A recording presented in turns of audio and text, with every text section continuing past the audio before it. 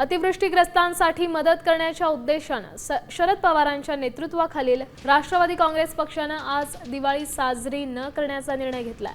शेतकऱ्यांच्या प्रश्नांवर कुणीही राजकारण करू नये, सरकारने नुकसानग्रस्तांना सढळ हाताने मदत करावी।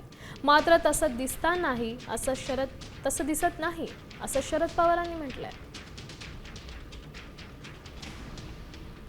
माझा या सगळ्या प्रश्नाकडे बघायचा दृष्टिकोन हा वेगळा आहे। इथं मी राजकारण आणू इच्छित नाही, पण संकटग्रस्त लोकांना संकटातून बाहेर काढण्यासाठी सगळ्यांनी मिळून प्रयत्नाची पराकाष्ठा ही केली पाहिजे। पण मोकळ्या हाताने मदत करण्याची तयारी आत्तापर्यंत दिसत नाही। त्यामुळं नाईलाजानं आजचा दिवस साजरा करायचा नाही असा निर्णय आमच्या संघटनेला घ्यायला लागला। आता isakal.com आहे देशातील नंबर 1 ची मराठी न्यूज वेबसाईट। प्रत्येक अपडेटसाठी isakal.com ला नक्की भेट द्या।